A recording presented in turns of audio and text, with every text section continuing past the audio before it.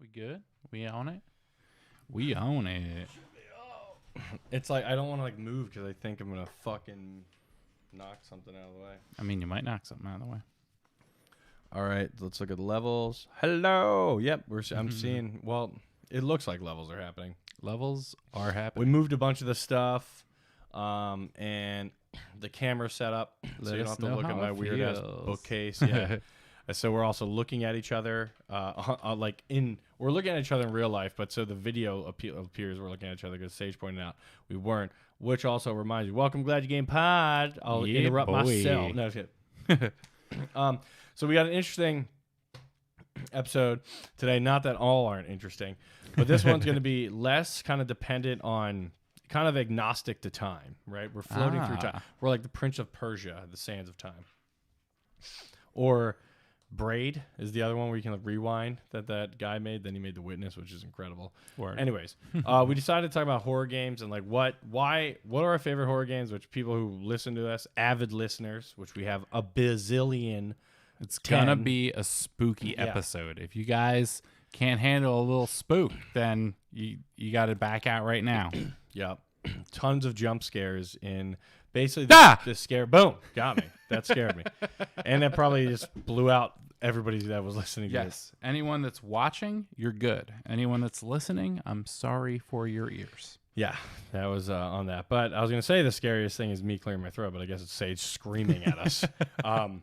But the next part is, so yeah, we're just going to kind of go, was our favorite games? I mean, avid listeners will know it's Resident Evil and Dead Space respectively, but also kind of why we love these games, and also like other great horror games, what's going on in horror, and why we like horror, like why do we enjoy that. It's kind of like more conversation about that, not about the news coming out, because when this airs, so live people are getting this, and if you subscribe to our YouTube channel, you'll be one of the ones who gets the episodes generally a day early, but this time it's Wednesday, it's like 4 days early.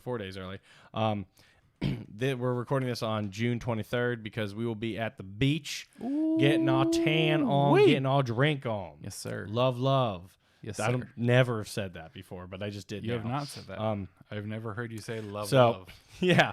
So we got that. I'll be live on Twitch and YouTube right now. So that's that. That's true.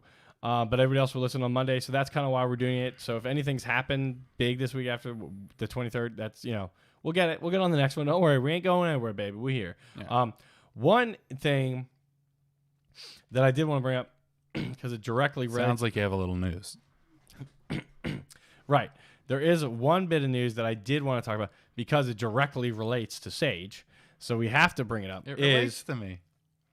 We did, I was like, let's dream big and possibilities for E3. And I was talking about, I want Resident Evil 9. I wanted to show something. And I told Sage, I was like, you got to pick something that's like something that's probable, but not. Sage was pushing Dead Space Trilogy Remastered. Sage's face, if you got video right now, is just like red. Nothing is confirmed. Let me just be very clear. But there's heavy. So we know July 22nd is going to be EA Play, which is exactly what I said. I said EA is missing from E3 and Sony. And I was like, they're going to have to do a press conference. There's no way they don't. Everybody's like, they're just not doing it this year. I'm like, they're going to do something. There's massive. Not going to do it. There's massive game. Battlefield 2042 is probably going to get 20 minutes of this thing. So I believe it's July 22nd. Let me just get that correct. Take 2 seconds. Whatever. I did not spell that correctly. That's not looking good. I believe it's July 22nd. Fuck it. We're going to just go with that. I can't find it. So let's say it's July 22nd. Yes, it is. July 22nd starts at 1 p.m. Eastern time. So anyways, what makes you think that it's going to? There's always leaks around showcases. We kind of get it with E3. So now we're kind of getting it hyper focused on EA. Some on Sony, because a lot of people are saying Sony's going to have one in July, potentially August. But it's confirmed they are it is confirmed they are bringing back a established IP. There's a new iteration in an established IP. Some people were like, oh, I hope it's Titanfall and stuff like that. It's like, maybe, but they're talking about like an historically established IP that was a big franchise.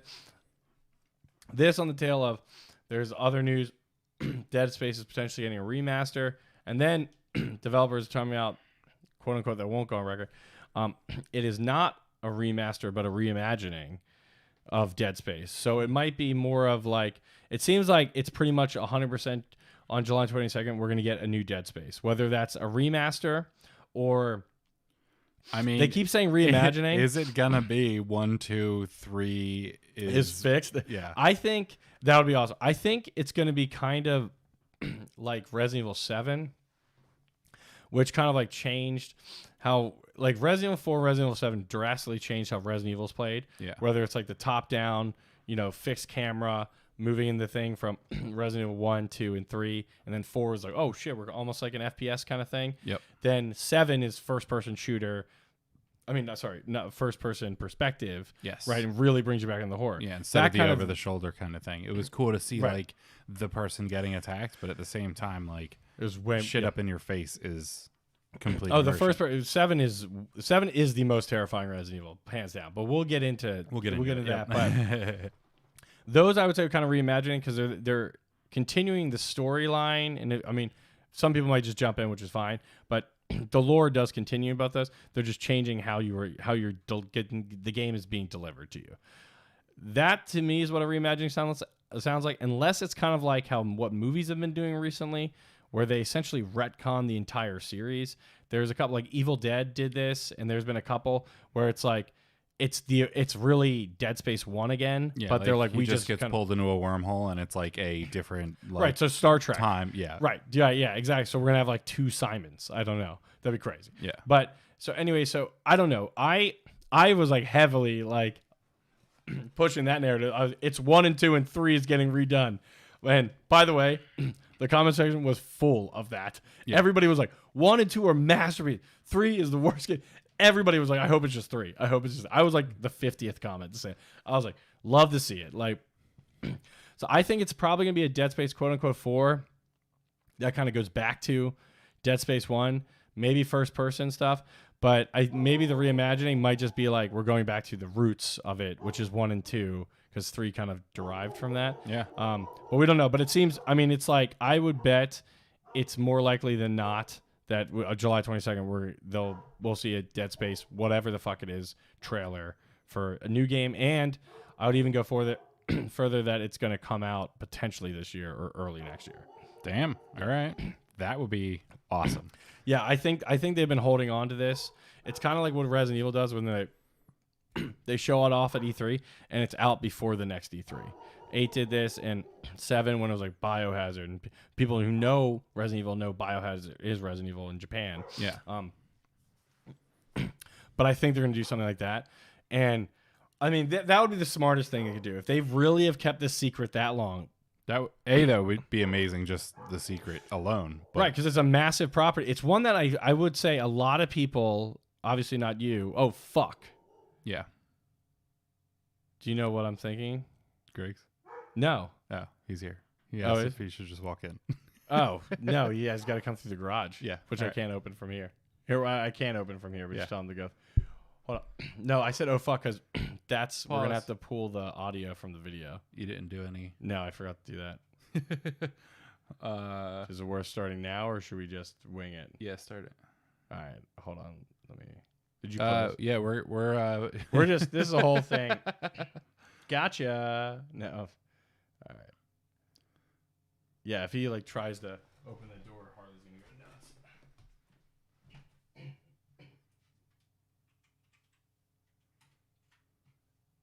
Sorry, people on the internet.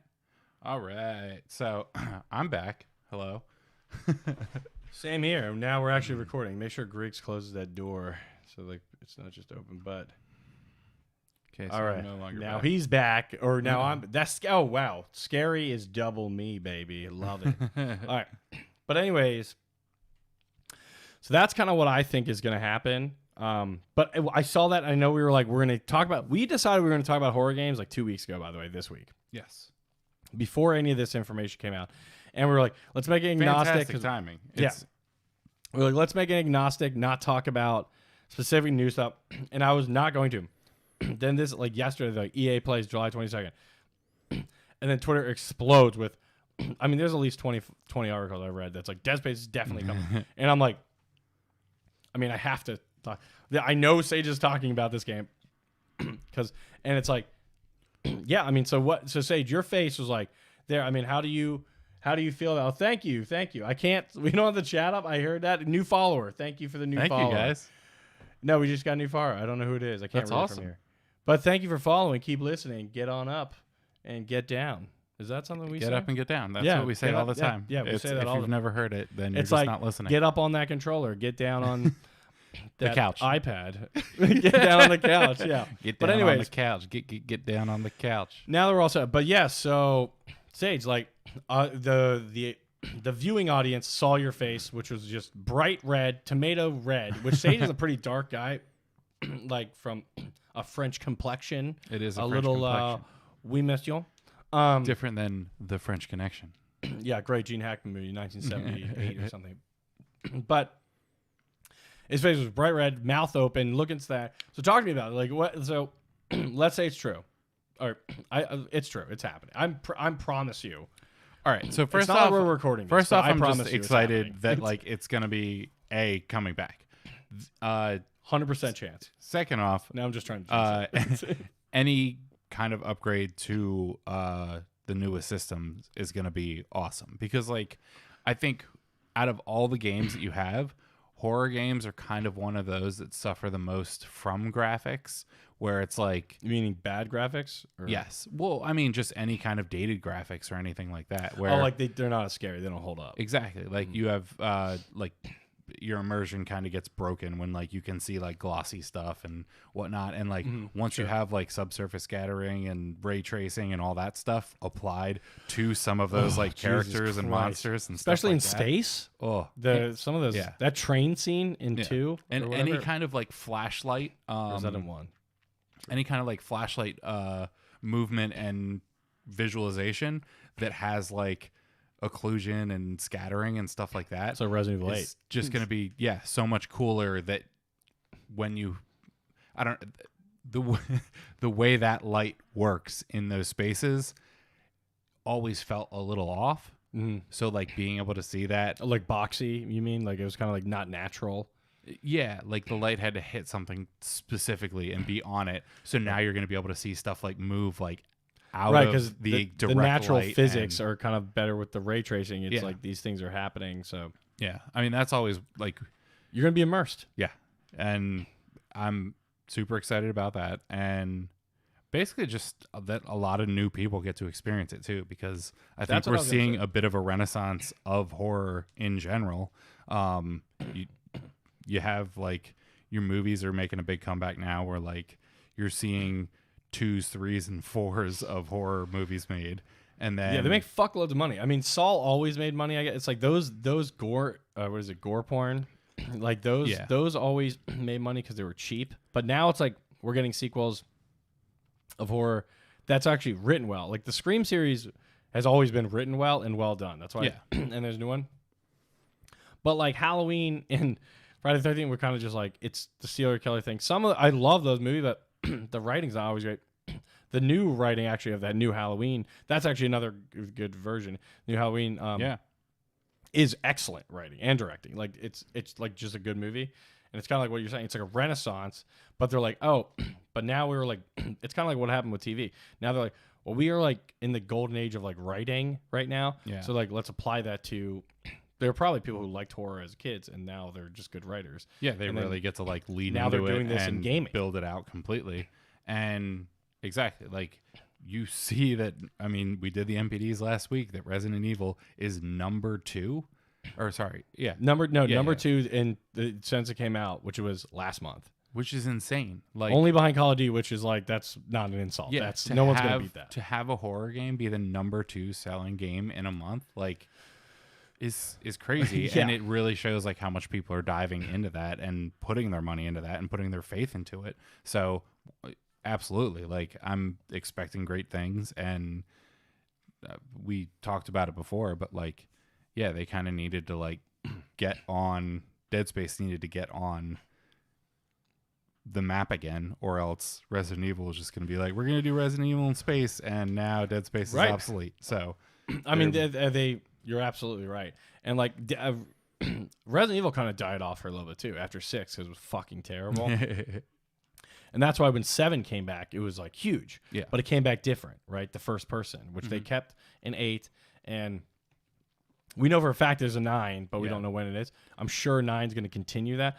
I don't need them to stay with that forever. I will say that I don't want them to switch to first person for this. I think it would be cool, but the developers work so hard and were so smart about the game design in Dead Space that your suit encapsulates all of like the stuff that would normally be in a HUD, which is a heads-up display for people that don't know. Boom. So like your health is like on your along back. your back, like Yeah, on the your spine or whatever. love So that. it goes from like green to red, and then you have like a energy bar that's like a little circle that's also on your shoulder, and then all of your guns have like these little displays on the guns themselves that show you how much ammo is left, and it's all in world. And again, it helps immersion. And I have a feeling you're gonna hear us say this like 1,000 times. Immersion.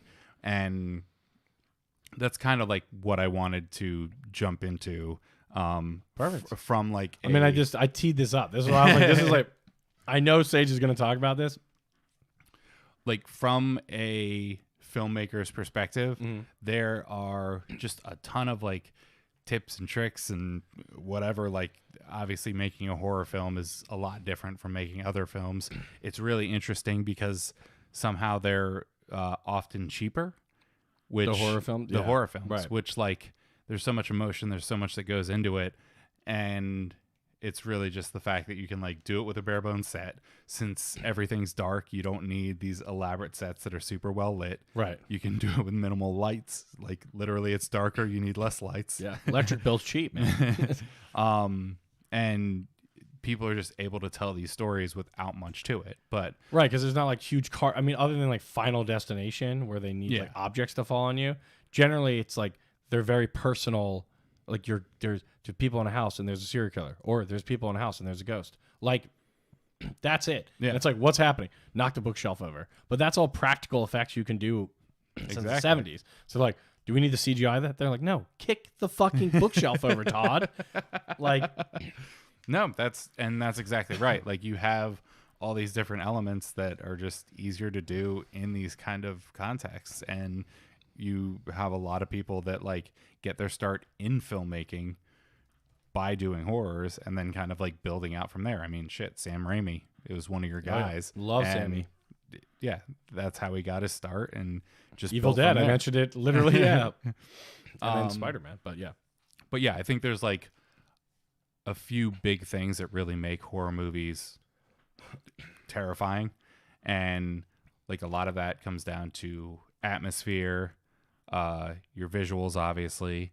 Sound plays like a huge thing where you have all these like noises and elements. There's a ton of Foley that gets put into it that is just like little rustles in the background, little like bells or chimes that you hear off to the side. Right. And then Which with the newer systems, it's like Sony's has their own audio chip, the 3D audio chip they use for that. They like to use for headset, but it also affects like general stereo surround. Xbox also has their audio chips are able to support these higher sounds, like up to like Atmos level, right? Surround sound Atmos.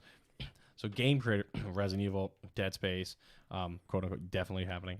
yeah. Can be like, okay, now we're playing in a bigger part. Granted, they've supported like 5.1 for a while, but it just they're able to do more with the audio because of these better formats, and also how the two consoles are handling the audio now. Yeah. And like they kinda handling make a audio soundbar in out a of- 3D space is not easy. Right, Like, and that's a why that lot of PS5 math. It's a lot of processing Right. power, and that's one of those things that you don't think about from like a hardware standpoint, but that makes a huge difference. Yeah, and the fact that it also takes off. So it's actually a separate card in. It's a separate like piece of the architecture for Sony. It's part of the one processor for Xbox. Yeah.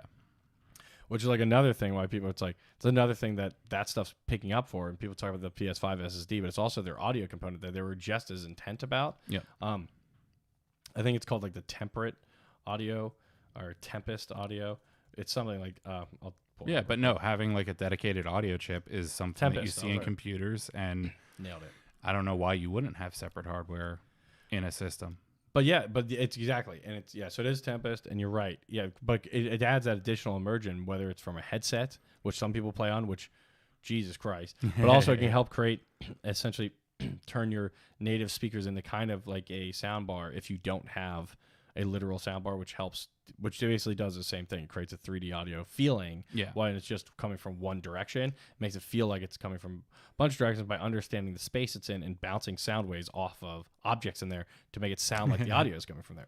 That's so the crazy. other option is putting literal speakers there, but that's obviously the best, but not everybody that's a finance thing, right? So these kind of moves, and if you do have that, these kind of moves even help support that as well, because by doing this, they're supporting a better sound level. And Microsoft does support better sound levels as well. I'm just saying it was an interesting feature that is a lot of times overlooked, the Tempest 3D audio from PS5. But to your point, it does add a shitload of audio immersion. Like, we should be like, take a drink every time you do that. Yeah, seriously. I'm going to need a couple more beers. Yeah.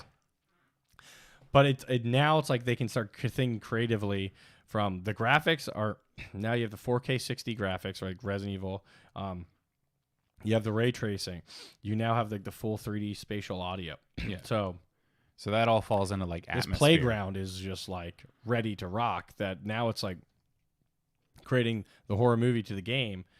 The game is now getting the visual and audio cues that only movies could do.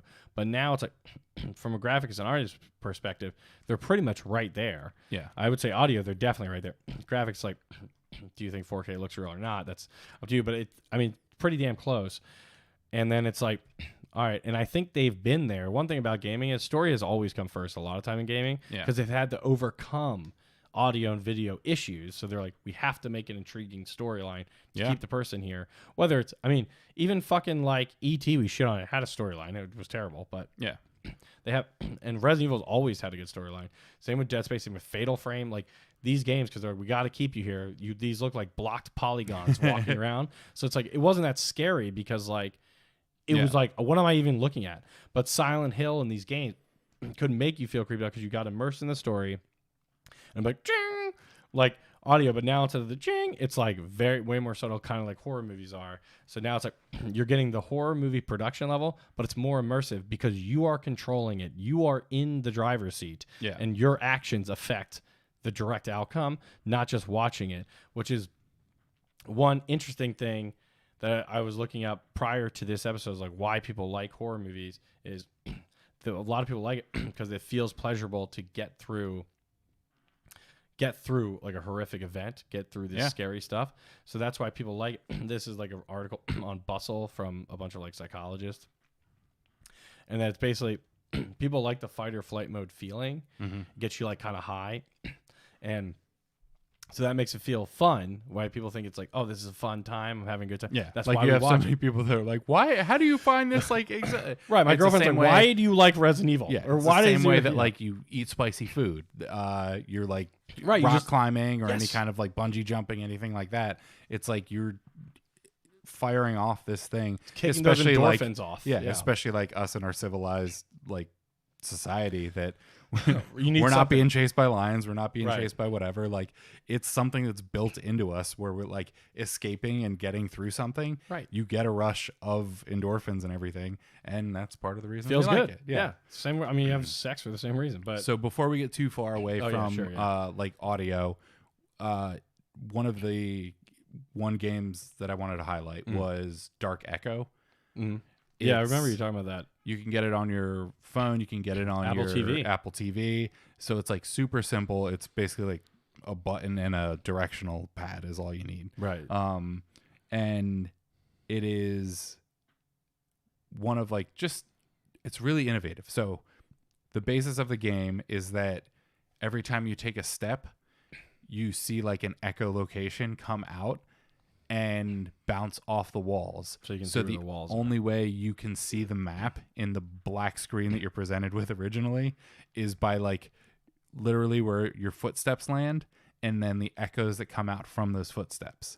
And then anytime there's a monster, you see red echoes coming out from the monster. That's terrifying, like that. And you never see the monster. Just if it gets to your footsteps, right, you hear a scream and game over. You have to restart the level.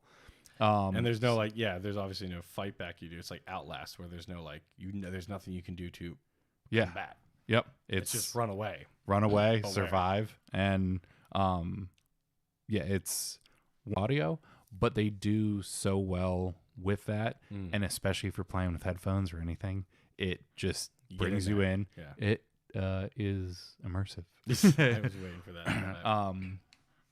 But no, the other thing that I wanted to kind of roll over with how films and games have a horror dynamic that relate is character design. Yeah. And I mean, you see things like John Carpenter's The Thing, where you had your old kind of practical effects holding up better than some of your CGI and whatnot. Right. Because I'd say that's still true to this day for most stuff. Yeah. It feels so visceral. And there's so many like action films and adventure and like all these crazy things where CGI is really taken over. Like you have your Avatar where things are bombastic and crazy and all Mr. over Bombastic. the top. But when it comes to horror, practical effects still play a huge part. Yeah, they might do like CGI overlay on practical, but that's one thing I saw. Yeah, well, I mean, they definitely do use CGI, but it's not as effective. Like well, it's not effective without that practical piece. Like just doing it by itself is like, like the Silent Hill movie with Christian Slater was fucking terrible. Or Alone in the Dark movie with Christian Slater, it was fucking terrible because most of it was CGI. I was like, okay, and even the remake of The Thing was cool because they combine practical and CG, and that's where you really see that stuff shine. Makes it pop. But for games are always CG. Video games, exactly. They've always been CG, and you definitely have a little bit more range with the type of monsters and characters and everything that you can create. Definitely a Dead Space thing where like the freaking physics and mechanics and whatever of those creatures are crazy. But again, that's like one outside of those of Newtonian things. physics. They're their own fucking thing. Yeah. Again, that's one of those things that if your graphics aren't up to snuff, like there's definitely a level of like scariness, but it's not coming from the design as much as like the situation and the other atmospheric things that we've talked about. But now if we're seeing Dead Space come into the future, 4K ray tracing, audio. but then like the way those characters are designed, yeah, where now you have like physics simulations. So when you have like these weird little like tendrils and skin that's pulling in between like whatever skeletal shit, like all these additional like variables, so they're not just animated and little like holes opening and closing or any kind of texture mapped onto like some clunky thing. It's gonna feel a lot more gross, a lot more visceral, again, a lot scarier. And I think the horror video games are really going to benefit from this jump in processing power, because Ratchet and Clank, beautiful game, ton of fun, absolutely amazing, but the real benefit is all that traversal and they're like hopping between the rifts. The graphics are only adding so much to those types of games. No, that's like SSD and basically the memory, the RAM. It's RAM, and I mean the graphics. I mean, it is 4K ray tracing, and they have a 4K 60 with ray tracing. But it's like that and Returnal. Like Returnal is actually pretty good on like kind of like a horror-esque game. It's not full horror, but it's kind of is. But for PS5, I mean, showing that SSD power, you're kind of jumping through things that you couldn't load all this stuff before. Yeah. And now you can. So it's kind of like it opens up a new doorway. And like you're saying, for horror, it's like the graphics are good in there, but the stuff they can do within that field, the amount of assets they load or creepy shit they load in is just exponentially greater. Whereas good as they look, it's like it's not just about what they look, it's about how they can affect the environment and how many of them there could be. Like, for example, I fucking hate spiders. There can be 8 billion of those fuckers. Like, that's exponential fear right there. Yeah, I would just turn off the game in that situation. Which, so my kind of like final point with that is that video games are very interesting in that the more money, the more time and effort you can spend on it, I think improves horror. So it's almost the opposite of the film industry, where you see like horror being the niche for really like small companies and stuff like that. Right. Where now it feels like you have to have these AAA studios that are doubling back on old content and reinvesting a ton of money to really push horror forward in video games. And I mean, you definitely, what you were saying before, like having better writing, having better storytelling definitely helps a lot. And I mean, PT's a beautiful example of storytelling. Yeah. Well, that's its own. Yeah. But that kind of brings me into my final point as far as comparing to movies, where the last final difference between the two is immersion. That just to put the nail in the coffin. Spooky puns. You're beating the dead horse at this point. I am, but when you're watching a movie, you're watching a movie. Right. Everything is pre-scripted. Everything is somebody else that it's happening to. I guess theoretically you could have a first-person movie, but that's not going to happen. Right. You're just sitting there crossing your fingers, hoping that the good guy defeats the bad guy or escapes or what have you. But putting the controller in your hand and being able to like actually play as whatever character and have the interaction with your environment, with those spooky scaries, spazzing out and like your actions impact what happens. Yeah, when you jump in a movie, that's that. You jump in your couch and then you feel like a dummy. Right. When you jump in a game, like you actually have to contend with the fact that your controller is like maybe falling out of your hand as you're trying to like run away from something else. Right. Yeah. So it's I think that's what blows movies out of the water. Absolutely. When you're comparing horror to movies and video games, where that immersion, that control, putting you in it, whether it's third person or first person, being able to make those choices is one of those crazy things. And then video games double down on that by breaking the fourth wall, which again is like a movie / play type thing. Right. For anyone that doesn't know, that's when the audience is referenced. Right. And acknowledging that you're playing this game or that it is a game. Simplest one is in The Office. Whenever Jim looks at the camera and makes like a dorky face, that's him breaking the fourth wall, letting you know that like he knows that you know that he knows that you're watching. But ironically enough, they kind of removed that in the last season because it was an actual documentary. Yep. But in games, when you break the fourth wall, like it can break you. There are so many things that they do with it that, again, we're going to talk more about PT, but there's like a point where you can't get past a part until you literally speak something into the controller. Right. Where it's like everyone knows you have a microphone in your controller because of like your online multiplayer and stuff like that. Right. But like to utilize it in a sense that you need to advance in a game by speaking a name into your controller is crazy. Yeah. And then you have games like Amnesia that actually change how stuff reacts when you're what's the meter that they have in there? I actually sanity. The sanity meter, yeah.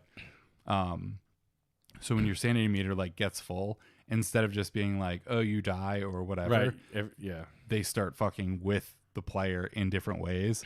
My favorite is instead of saving a game, it'll say erased all save data. Yeah. So it acts like you mistakenly erased your whole. Like, what the fuck? And to be able to like dick with a player at that level to me is like I mean they basically just took that from Hideo Kojima, who's really who created all of that, who's also who did PT, but it's really from his Metal Gear roots. Yep. Specifically that actually use case. In like Metal Gear 3, for example, there's a part where you walk and you die every time, but you're not actually dead. And the loading screen goes on. It's like, do you want to restart the level or not? And it takes you like 25 minutes to get there. And if you hit OK, you do restart the level and all that. You die every time. Then if you realize it's kind of like faded out, but you can still hear noises and kind of see the water. If you just keep hitting forward on the controller, after like a couple seconds, it goes away and you're still alive and you're just walking forward. Like that kind of shit is so he always like kind of fucked with those levels of immersion and with the user itself by breaking the fourth. He always liked breaking the fourth wall. Hideo Kojima, he's a master. He's actually a couple points here that are not even related to PT really, but he kind of is one of those people that changed gaming, and it's mainly he's the one who brought like the fourth wall breaking, but also his storylines, whether it's Metal Gear, Death Stranding. His mind just works differently, and what is PT and how he designed it to be pretty much the scariest thing that anybody's ever played, still to this day, and it was going to be the Silent Hill remake everybody wanted.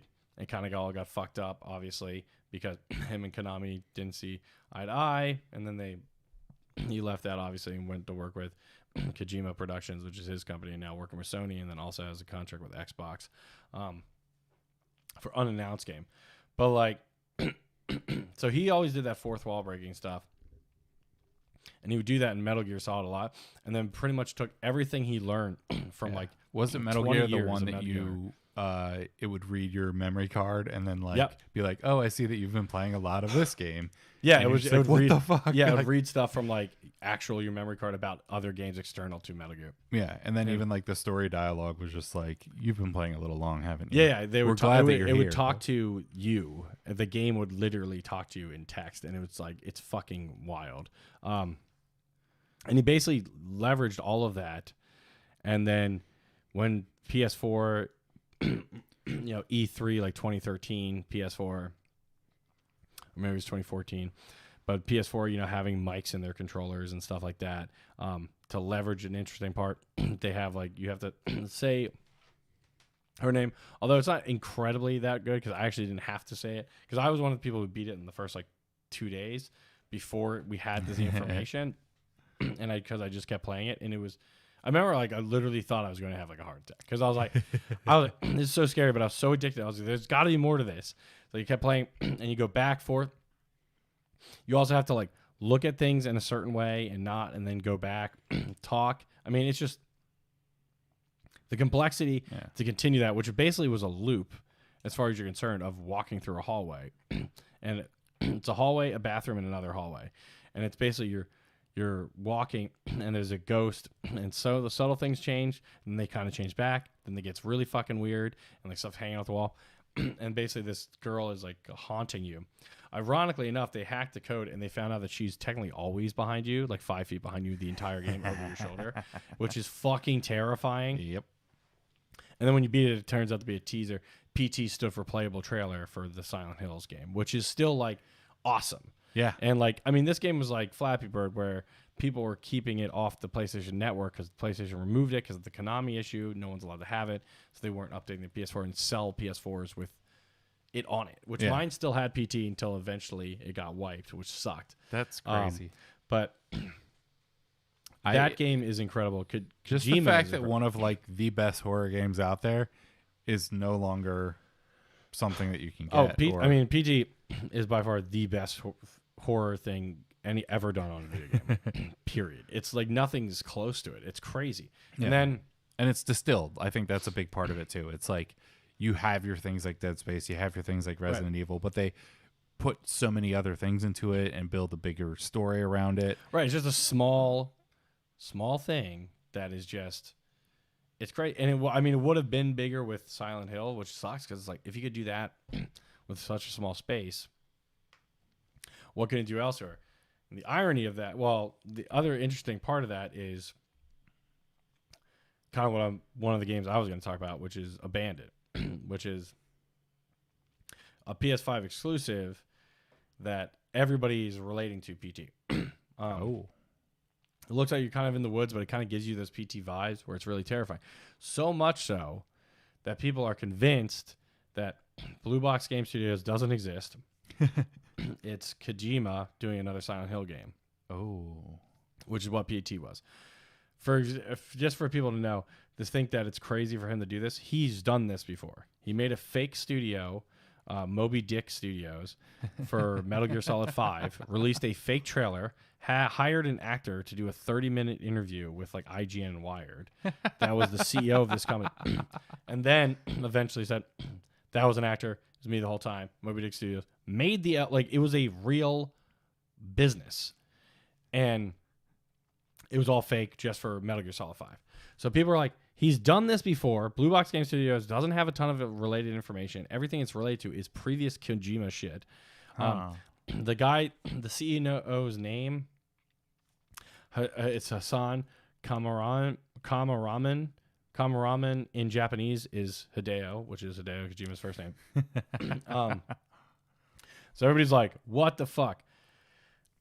To be clear, the CEO is a real person. He made a very real video. He's like, I'm not an actor. I've been doing gaming for a while. I have no real. He's like, it's weird about my name, but I have nothing. But then they kind of didn't help themselves because they sent out a tweet that they deleted. They're like, by the way, abandoned is just the one name for it. We can give you a hint. It starts with an S, ends with an L. Everybody just ran with Silent Hill, obviously, like because you already You'd like to think, yeah. Then they deleted the tweet, which made them be like, it's definitely Silent Hill and definitely Kojima. Then he put out this video being like, I'm not an actor. I'm not working on Silent Hill. I wanted to show my face to show you that I'm real. We'll do a Q&A. I don't know Hideo Kojima. Like, I'm not associated with him. And I'm a real person. And it's like, I'm just waiting for like a Mission Impossible style like mask pull, and he's like, gotcha. It's it seemed very sincere and like kind of like he's upset.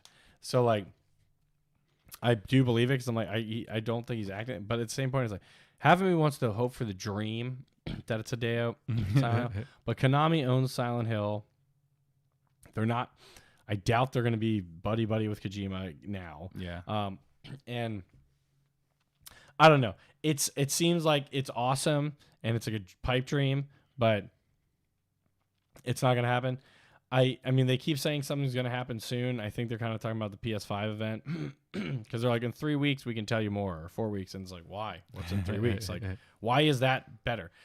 Most likely it's probably a PS5 showcase, and this will be one of the games there. Or I would love it to be the Silent Hill and PT, and Kojima's really doing all this. I would say that's like a 1% chance. People are really sold on it. I think it's just a crazy horror game. It looks terrifying as shit for the reasons why PT was. Yeah. Which is why this game looks so good. But it was just crazy because we're talking about this. Talking about PT, it's like, well, that literally leads into this. So it's just, this is all actually something that just happened recently. But it's something I've been kind of keeping my eye on. But yeah, it's definitely, I don't know. I would say it's definitely not Hideo Kojima. I want him to do another horror game. I don't think he's going to. I think Death Stranding was kind of his big hurrah in that. And I think if you want to do a horror game, he wanted it to be Silent Hill. And I think because it's not going to be Silent Hill, I don't see something else happening. Yeah. Although he could just create a whole fucking game off PT. Like, he could. But that game, is terrifying. But kind of to jump into, I guess, some of the other games, so we don't miss talking about that, is one for Amnesia. The first game was good. I thought the other ones were terrible. Like Dark Descent was good. Machine of Pigs I didn't think was great, and Rebirth was okay. But Amnesia 2 was on our Instagram. That was the scariest game for Dan Rotz over at the Game Brew. Yeah, that's Machine for Pigs. That one I didn't think that was that good. Dark Descent I thought was awesome because of just this. Well, not just the centimeter stuff, but that's the one he said. Dark Descent. He did specify that. Okay, Dark Descent. Okay, that's the first one. Yeah, so that one is the one I love. And for the centimeter, but also it was like very innovative at how you get out of rooms. I remember one room you had to put a barrel of oil like into an electrical box, start a fire. So it will turn on the sprinklers and it'll unlock the door. That's cool. And it's like all this great. And I actually beat it. We were actually playing that in LA, and I got really. I like picked it up pretty quickly, so I put it on my TV, and we were supposed to go out and party. There's 10 people came over, sat in the dark, and watched me play the entire game. I beat it in like 5.5 hours. Everybody's drinking, taking shots when I die, and it was just like, or we jump scares and stuff. So it was awesome. So I actually have a very personal experience with that game, which is why I like it. That's awesome. And that's why, like the other ones, I was like, "Fuck!" They just didn't live it up. Which, to be honest, maybe it wasn't the game. It was because of the situation. It like got built up into a higher thing. Because we tried to do it with the next one, it just didn't hit. So sometimes it just hit. But Amnesia, I do love that about it, and the atmosphere that game created very similar to how Outlast creates its atmosphere, is like fucking terrifying, where you have your field of view is only so much.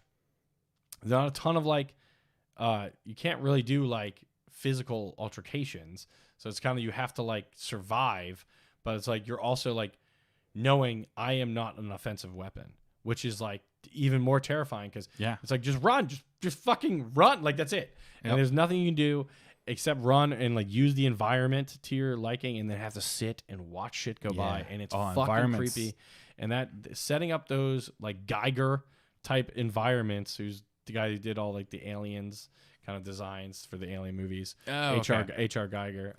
I thought you were saying like Geiger counter when it like gets closer and you hear no, it. I'm probably pronouncing his name wrong. Yeah, yes. The Geiger counter. No, we're not talking about radiation. But that was always just like really well done to me. And what Amnesia did with that and Outlast. But to me, it's really, if you're talking about horror games, we're talking about survival horror, you have to talk about Resident Evil. You do.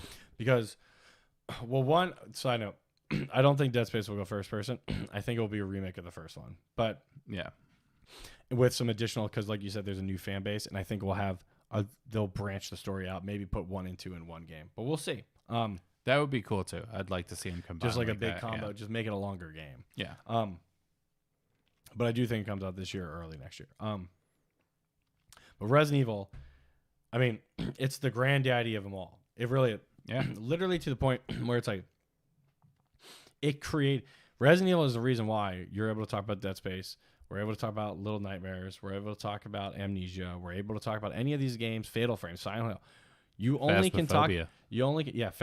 Phasmophobia is a great example actually of a game that when you get used to it and play it a lot, the graphics kind of hurt it, because I was getting terrified of that and the sound and that, and you talk more, but then you realize that you can kind of see the graphics when you actually see the ghosts kind of look shitty. Because I think it's running Unity, like an older version of Unity or something. Maybe and it was like a pretty small team too, right? Right, and also was still technically beta. Yeah. So it might have been patched and looks better now. But that's something that's like now having a AAA studio do something like that, which is what PT was. They're going to leverage the 4K 60, which abandoned. That's another reason why people think it's not him. It's a small studio, like 10 people. Okay. The outsource stuff, they're like, it's 4K 60 and all that. That's really, really, really, really hard to hit for a AAA studio. 4K 60 ray tracing. That's hard to hit for a AAA studio. This studio of a couple people that outsources a lot of stuff is saying they're nailing with this, which is great. Maybe it's because of the small scope. Right. I don't know. But that's another reason. Like, that's a fucking huge. And they're like, it is. It's like, hey, fucking, they're great. I mean, No Man's Sky said that. It didn't live up to the hype, but now it is that game with a smaller team. So hopefully they hit the mark on day one, and it's not just a bunch of stuff, pushing stuff on a pedestal kind of shit. But I think it looks great. But anyways, to go back to Resident Evil, you have all of that stuff, and the reason we can have this whole episode is solely because of Resident Evil. And that's not like my opinion. Resident Evil literally created the term survival horror and the genre. Yeah. The first time it was survival horror was used, those words were used as a genre, was when Resident Evil released in Japan to describe what the game was. If you look up survival horror on Wikipedia, not the gaming one, just survival horror on Wikipedia, it will say it was first used in 1996, I think it is, the term survival horror was first used for the original Japanese release of Resident Evil in 1996, which the game was influenced by Sweet Home, Alone in the Dark, and Fred. So Alone in the Dark came out in 1992, but it wasn't considered a survival horror game. Survival horror wasn't even a thing or considered a thing until Resident Evil in 1996, which is fucking crazy. Yeah. So it's like you think of these things, and the craziest part about that is not that it was created by Resident Evil. It was that it was created by Resident Evil in 1996. So a lot of times you hear things and you're like, wow, that genre, the film genre, horror genre, right? The serial killer, so the slasher genre, right? Yep. What created that? Halloween. That was in the 80s or 70s. Your brain goes there. You're like, yeah, that's like 70s, 80s, 60s. They created this genre. This was 96. Like, it was like 25 years ago. Yeah. It wasn't like they have their 25th anniversary this year. That's fucking crazy. They just seem so new, right? Yeah. Like this thing could barely drink and like legally. And it's fucking there. I mean, that's wild to me. And like it was used just because the Japanese market were like, how are you selling this game? Like, it's survival. They're like, all right, well, horror. Survival horror. And they're like, yeah. And then but now that term is used for a shitload of stuff. I mean, it's used for like it's a massive, massive industry in gaming. And it's crazy that it's just like you just add all this stuff and basically it's frightening you with horror graphics or scary ambiance. Although combat can be part of gameplay, the player is made to feel less in control than typical action games through limited ammunition, weapons, health, speed, vision, various obstructions of the player's interaction with game mechanics, and the player is also challenged to find items or unlock a path in new areas and solve puzzles.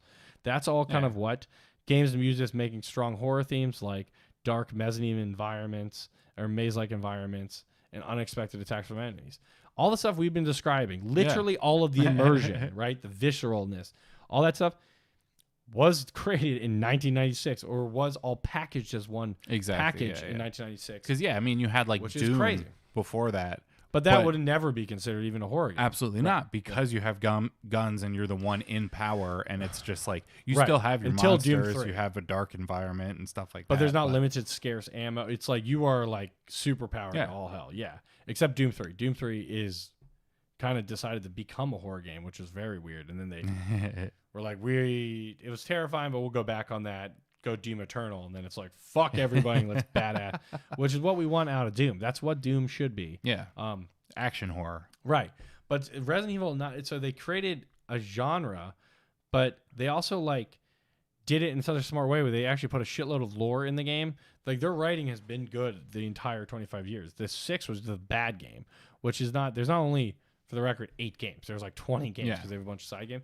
The bad game is 6, and yeah, that's 6. But there's a couple of like spin-offs, but we just pretend they don't exist. But not all of them. But my point is, that one of the reasons I love Resident Evil is because not because it created this genre, but everything it does in this genre, it is the best at doing survival horror. That's why anytime something's compared to like even Dead Space or anything, they're all good. But when a new Resident Evil comes out, it is like exception of 6. They not only nail the genre, obviously they push it forward every iteration. 7, is like it's like PT, and 7's right there because the first person they made it VR, which is fucking nuts. And they definitely took a lot out of PT's book and they leveraged it to make that. So, but you also have really good, interesting characters with Ethan, but also if you want to go back to Leon, Claire, Albert Wesker, all those people. Everybody feels like a real character. They're built on archetypes and stereotypes of people, but then they've actually fleshed them out in further iterations that makes it feel more real. And 8 doing this even more so with Ethan Winters. I think that's like really the magic of Resident Evil is they take all of these things like that at face value are a little hokey. They're a little trite, but the more it seemed ridiculous. The more you dig into them, you're like, oh, all right, there's like layers here that you can peel back. And like sometimes the dialogue's corny, like sometimes some of the monsters are like more goofy than they are scary. But like the farther you get into it, the more like the story really pulls you in even farther than you can be. And then like you start feeling for these characters, and that's when like the stakes really start getting higher, and like and then it's a horrific just kind event. of envelops you. So it's the horror not just from the story, the game, the setting, the audio, but it's because, like you said, you care. Like, so now I'm like, my friend is going to die, who I think is me. So it's like, this is like, I'm affecting all this shit. But I will say, from monsters, I mean, lickers are still one of the most terrifying monsters. And that I remember that in Resident Evil, first time I saw a licker in Resident Evil 2, and I was like, fuck that. But they just keep pushing it forward. So much that they push it too far in 7, apparently, because in 8 they actually had to dial back the horror because people were too scared to finish the game, and like it was terrifying. I mean, like it's like Deliverance meets Resident Evil. It's fucking nuts, and like it's not just a zombie game. Like zombies are hardly even in these games. I mean, they're always the first enemies and stuff, but really the big enemies are the other problem. But the interesting part that they do, and they're not the only ones to do this, but I think they were really the first, is they treated from the beginning, like Albert Wesker and stuff like that, they're villains. They're bad people. with as much thought as their protagonists, right? They like that's some things that good writing does. Like other people, it's like, oh, it's a one-dimensional character for the villain. He's a bad guy. These were like, they had character arcs and stories as the villains that you were just like, fuck that guy. But it's, and they also have a way of making these crazy shit that they talk about in the game and all these crazy sound somewhat grounded in reality and scientific fact when it's not. But they do it enough that it intrigues you. Their puzzles are always interesting. They're hard, but not like excessively. I think they weave it better than anybody else does. Other people do certain aspects better, but when you take all the aspects of what a survival horror is, it's Resident Evil is still top of that. And I think that's just kind of crazy. After 25 years, you're still doing it. And that not only lost that they created, but they've still, as of last month, the highest selling. Right. And they just broke. I mean, that's crazy. And that's, I'm sure will just keep selling. I mean, that's 1 month of sales. Yeah. And word of mouth keeps going. I mean, it's going to just keep going. So I think it's crazy. I mean, that's why I love Resident Evil. The characters bring me in, the setting, the story, everything about it. It's like, it's the inch wide, a mile deep, or a mile deep, inch wide. You know what I'm saying? Yep. Or mile wide, inch deep, inch wide, mile deep. And so they kind of hit on everything, but just enough too. They don't like overindulge. And it's like, but they do it enough to also push it forward. Like I think 8 significantly pushes forward, like survival horror games again with how they're handling ammo, and then when they added the RPG elements in the later ones, Resident Evil 4 and stuff. It's just very interesting about like they kind of changed what survival horror can be, and also like showing what it can be when it's the best. And it's nice to see that it's like kind of respected as that. But I would say, and then I would say Silent Hill was right there. We just haven't got one because Konami's like holding on that license. Yeah. Alone in the Dark, I was never a big fan of. Fatal Frame is another one that people I think forget. The only one that I think was as innovative, but it wasn't really survival horror, it was more horror action, is F.E.A.R. I feel like people forgot about that game. It was like Call of Duty with like the fear level of Resident Evils, which is like kind of, which like you'd be shooting and doing a shootout, then you go into a dark room and a little girl's there, like, and you're like, what the fuck? I have 1 billion bullets and all this shit, but then all of a sudden it's like The Ring.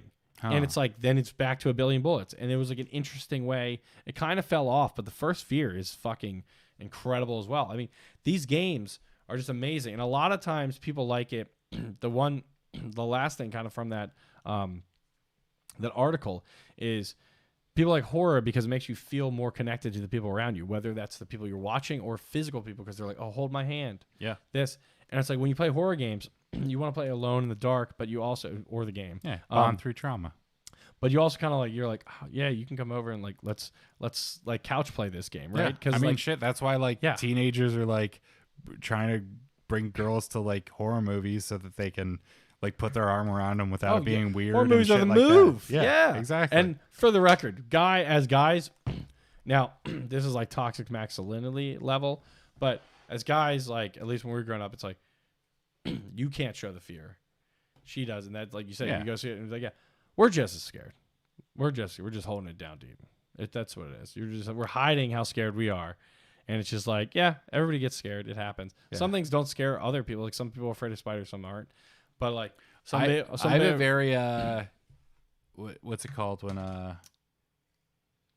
not logarithmic, but exponential. I have a very exponential fear kind of thing where like I am very even keel low, but then once it gets to a certain point, it's I'm like bang. Yeah, fuck this. Yeah, it's like I'm done. Yeah, I'm done. Yeah, it's me for movies, and this is another reason why I love horror games. I love horror movies. Like Scream 2 is one of my favorite movies. I'm always able to be like you said earlier, it's just a movie. It's not happening to these people on screen. Why would this scary thing happen to me now? What is the probability of this exact scary thing happening to me now? Like, you watch a ghost movie, right? For example. Yeah. Then after you turn off the movie, you're afraid to go in the dark rooms and you're stuff. Like, I'm not going to play with some weird toy in a basement. It's not going to trigger. But not even that.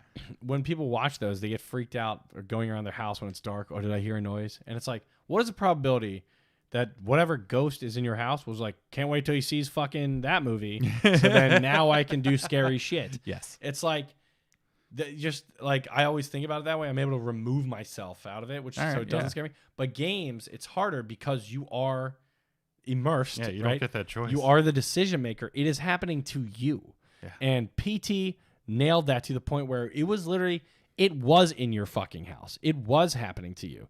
Resident Evil VR, Resident Evil 7 kind of brought that because it's first person. It makes you feel more immersed. Yeah. Their story makes you feel immersed. I Dead still Space love creeped you the- out by putting you in a weird situation that you then had to hyper focus on environments because they're dark and the lights mean something. So every time you see a light, your eyes immediately hyper focus on it. Then other things in the background can happen.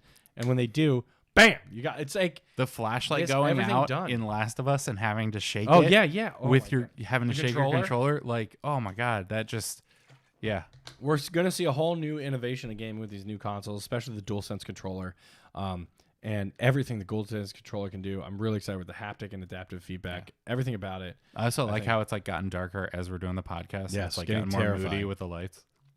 But everything, all of those things, it's just we're echelonning in a new era of horror gaming that I could not be more stoked to fucking get to. Resident Evil 8 kind of kicked open the door.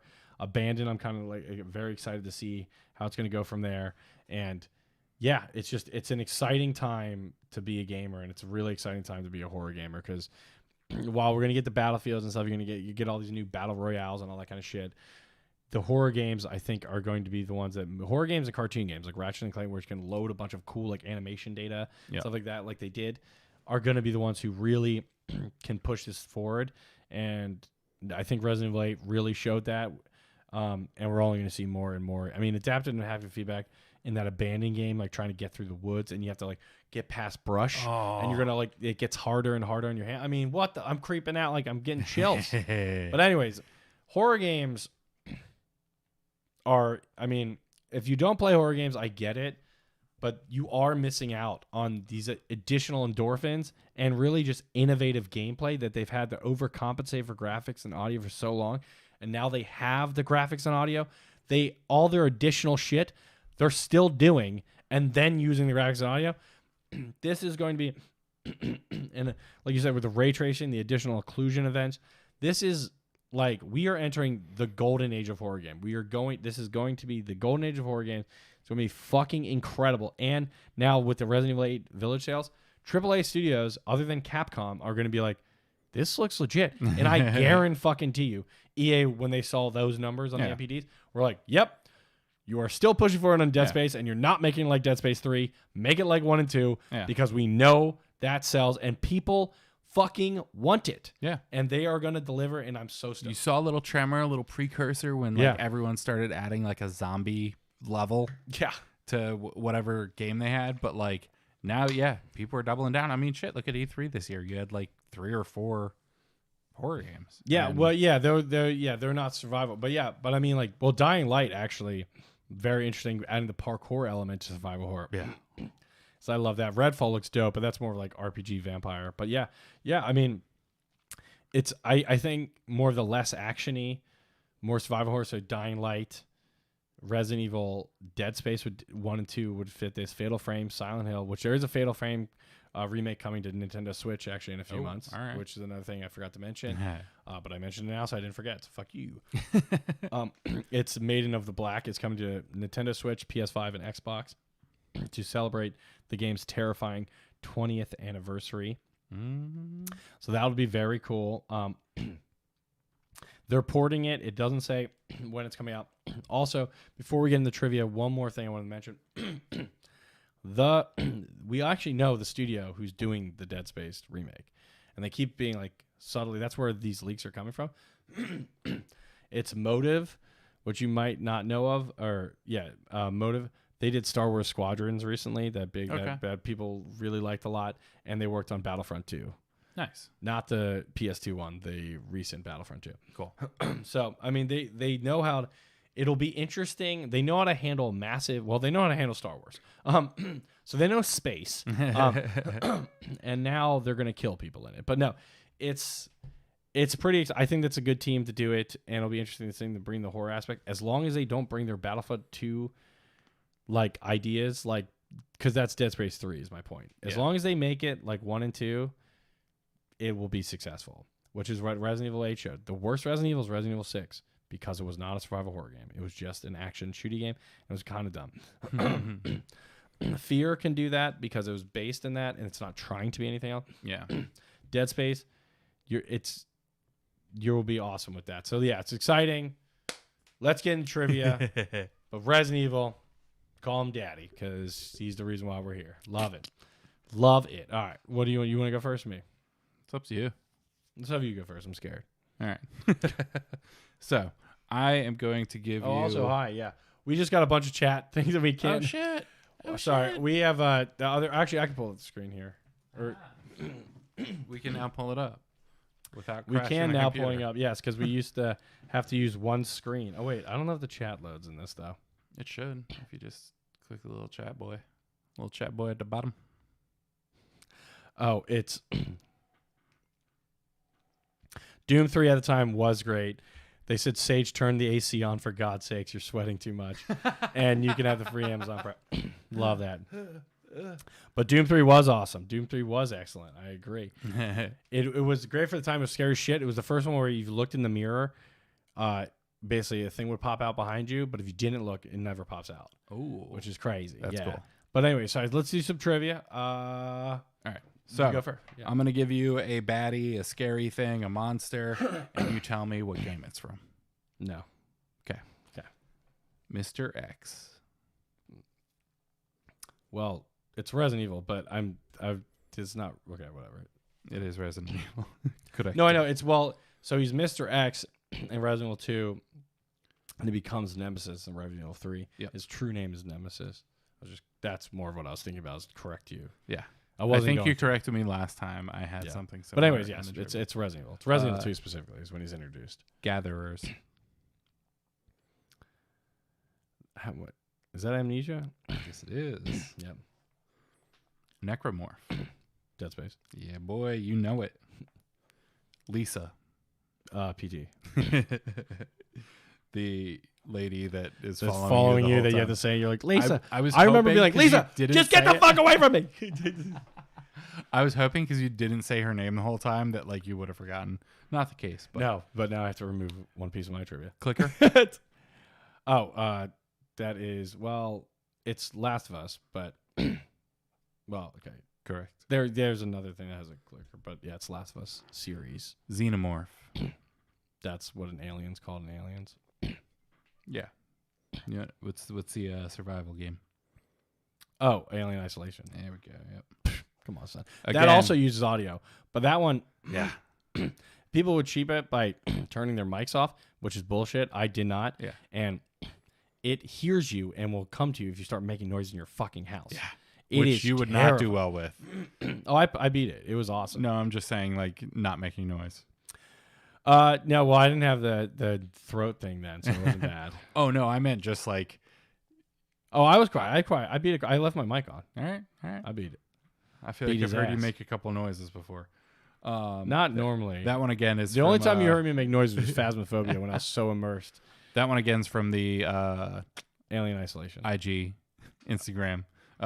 Dan said that was his excellent ultimate baddie. Oh yeah. Excellent choice. The alien from Alien Isolation. Yep. Yeah. Mm-hmm. No, that's a great choice. Pyramid Head. It's that Silent Hill. Yes, sir. I almost said Fatal Frame for some reason, so I was like, no, it's. I also called him Triangle Head. Yeah, that's what I looked up, and then it was like it's Pyramid Head. Dummy. No, his real name is Pyramid Head. I just call him Triangle Head. That's what I looked up on Google. Yeah, you're like, oh, you dumbass Triangle Head, but Pyramid Head, it's like that even sounds kind of creepy. The Wall Rider. I don't know. Outlast. Oh yeah. Damn, I even mentioned that game too. Wendigo. Well, that's like a thing in like lore too. Trying to think of a specific game that's in Left 4 Dead. I don't know. Until Dawn. See, I didn't play that one fully, but a Wendigo is like actually a thing. In like I think it's like Spanish lore, but yeah. Hantu. I don't know. Phasmophobia. Phasmophobia. Is that haunted? Oh, you mean the name of one of the ghosts? Is that what you're talking about? Oh, okay. Yep. You couldn't have picked any of the other ones. Well, there were a bunch that like were more widely used in other games and stuff. Yeah, that one thing I do like about that game is it's like you have to like it's a detective story. Yeah. Which is kind of cool. It's not like detective horror. Right, because you're not the one. I mean, you're like trying to make it happen, but not to fight it, to like kind of rid it or like just get investigation. Like, yeah, we did it because we're like those assholes on TV that are, oh yeah, we're gonna go on this thing, do this, and he's like, I worked out all the time. Oh wait, you see that? You see that door open? You see that fucking door? And it's like, dude, you guys are opening that door. You're so full of shit. Yeah. And they always just like, don't worry. I mean, it's like, what are your muscles doing to this ghost? Like, if there really is a ghost there, it is not. It's gonna fight it. It's not corporeal. You fucking idiot. Like, it's you got the vocab this time. Look That's at right. you. Bang. I've just always thought that. So I've been ready to say that forever. It's just like the ghost adventures or ghost hunters or ghost whatever the fuck. Yep. That's the funny thing that's funny as shit about Supernatural makes fun of that and has like a thing in it in their show. And he's like, what are you guys doing? And like, we're the real ghost hunter. And they actually have to like make it corporeal and stuff. And it's kind of like, so that they can fight it. But it's kind of always like, yeah, because they're like, well, you have to make them useful. Yeah. 7 out of 10. I don't know. Is your score? Okay, not bad, not bad. Hantu. I wouldn't. There's no way. I Wall Rider I should have known, but the other ones like I think I did pretty strong on that. Hantu, I wrote super sloppy, and I got to it. And I'm like Hanta? Who? Oh, when you were pronouncing it. Yes. All right, so we can go into my. A lot of the trivia I was going to ask, I just realized I started just explaining about. Well, then you should be better at it next time to not explain it. Just Nope. ask me your trivia.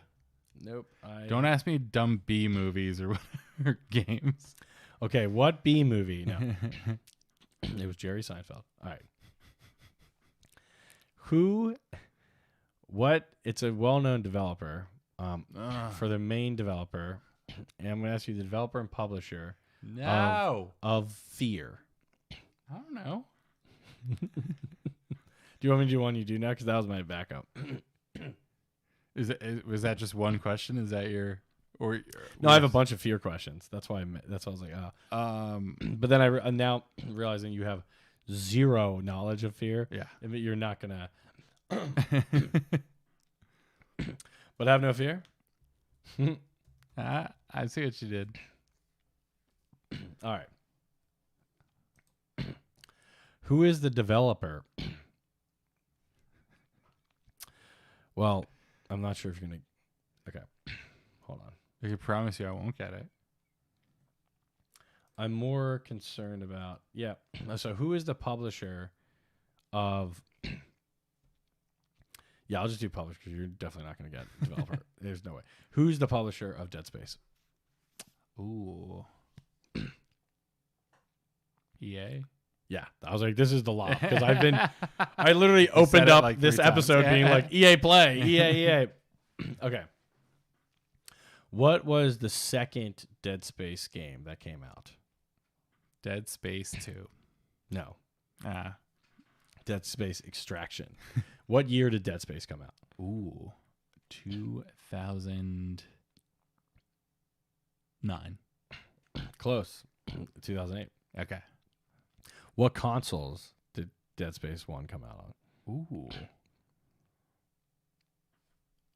PS3, 2, and Xbox 360? Just give me the latest console. The PS3, Xbox 360, Microsoft Windows. Okay. Dead Space 3. What consoles did that come out on? PS4, Xbox One, Windows. This is the interesting part of my trivia. Dead Space 3 was one of the last games to release on PS3, Xbox 360. Oh, interesting. And never got a PS4 release. Damn. This is why it's so interesting. We haven't had a Dead Space in a full console generation. Yeah. 2013 was Dead Space 3. Damn. So that was the last time we got that. And it was one of the last games released just on those consoles prior to PS4 and Xbox One. That's crazy. Yeah. I didn't want to like say that because I was like, that might just make you feel sad, especially if the remaster doesn't happen.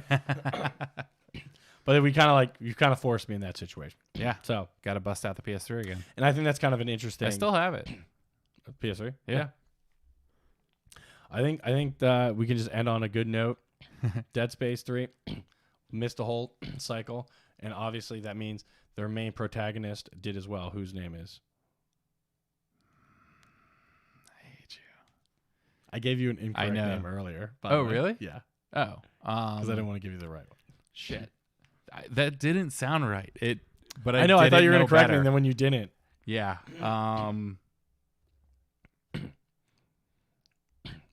I'll give you bonus points if you know who he's looking for in the first game. Because the whole game surrounds by who he's looking for. It is a he. It's just been too long. Isaac Clarke. Fuck! And he's looking for Nicole. Because you have the Funko Pop. All right. The last. Yeah, I do. Yeah. I literally have seen Isaac. Yep. You were just looking at my Funko Pops. Yeah. All right. So I'll give you one chance for Devin. What is the ship name? Ooh. Yeah, I'm going into like your trivia area. Yeah, it's not the Nebuchadnezzar. That's Matrix. Yeah. Shit, but it has like a name like that. Like it's Yeah, kind of. Sure. like it's like Greek or something like that. It definitely sounds like that. I don't know the origin. I can look that up. Ooh, that's a toughie. Let me just tell you. Yep. Ishimura. There we go. Which means Stone Village in Japanese. Oh, all right. Cool. But yeah, all right. Oh god, that's giving me such good flashbacks. Like all of those. I know. And you haven't had them for a whole console generation. So there you go. That's why you have still PS3 so you can play fucking Dead Space. Yep. But yeah, so interesting stuff. But I thought the most interesting was we haven't had one for an entire generation. That is really... And currently we haven't had one for 2 generations because we're in the second generation right now. So EA, let's change it on the 22nd, baby. Let's get it. If not, thanks for everybody joining us this episode. Hopefully you got a little scared, a little skirt. I don't know. But have a good one. It's Isaac, Sage. If it's your favorite game, remember the fucking guy's name. Yeah. I thought you were gonna be like. I thought you were gonna be like, it's like Leon or I was waiting for like Albert Wesker trivia. Yep. So sorry. I'm sure I'll fuck that up later and Sage will make fun of me. All right. Thanks everybody for joining. Stay scared, keep gaming, and we're glad you just stayed along with us for the ride. Subscribe and all that shit.